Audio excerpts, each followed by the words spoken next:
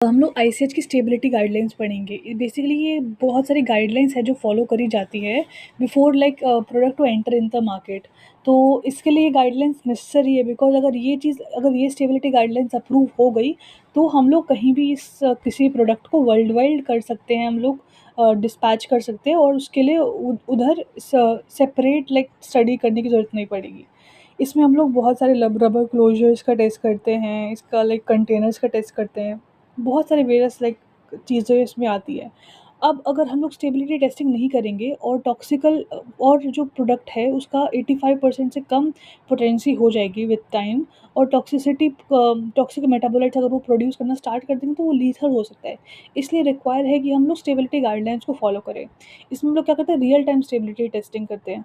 इस और बहुत सारे टेस्टिंग करते हैं। इसमें फर्स्ट है रियल टाइम स्टेबिलिटी टेस्टिंग। इसमें क्या करते हैं कि प्रोडक्ट को रियल में उधारी के वाले like conditions and temperature provide करते हैं। जैसे कि यूएस में अगर 5 डिग्री सेल्सियस टेम्परेचर है, रिलेटिव ह्यूमिडिटी, उसको उसी टेम्परेचर तक लॉन्ग टाइम तक रखेंगे और उसकी चेक करेंगे amount of degrade product from the original one. अब उसके बाद एक्सेलरेटेड ड्रग स्टेबिलिटी टेस्टिंग करेंगे। इसमें कहता है कि सब्जेक्टिव स्ट्रेस में उसको कंडीशन में इन्वायरमेंट में दिया जाता है, जिसमें बहुत सारे लाइक 6 महीने के लिए होता है, कोई 12 महीने के लिए होता है, वो तो है ना। बट एक्सेलरेटेड वाले में क्या होता है कि वो उसमें स्ट्रेस प्रोवाइड किया जाता है, ह्यूमिडिटी बढ़ाई जाती है, टेम्परेचर बढ़ाया जाता है, और उसको कुछ particularly period of the time को रखा जाता है। तो उसमें हम लोग चेक करते हैं कि उसकी पीएच, ह्यूमिडिटी, टेम्परेचर, ये सब लाइक कंपेयर करते हैं, और should be like in their particular range. तो हम लोग को अगर 6 महीने या 1 साल लग रहे हैं तो वो हमें कम ही टाइम में हो जाएगा एज़ कम्पेयर टू दैट।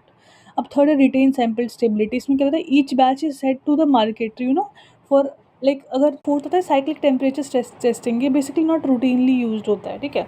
अब स्टेबिलिटी और टेस्टिंग और ड्रग प्रोटोकॉल, इसमें क्या होता है, बैच सिलेक्शन करते हैं, how many batch should be like tested, और कंटेनर क्लोजर का टेस्ट करते हैं, frequency of like clearance of the sample, और कहते हैं ओवरऑल सैम्पल लाइक प्लानिंग करते हैं।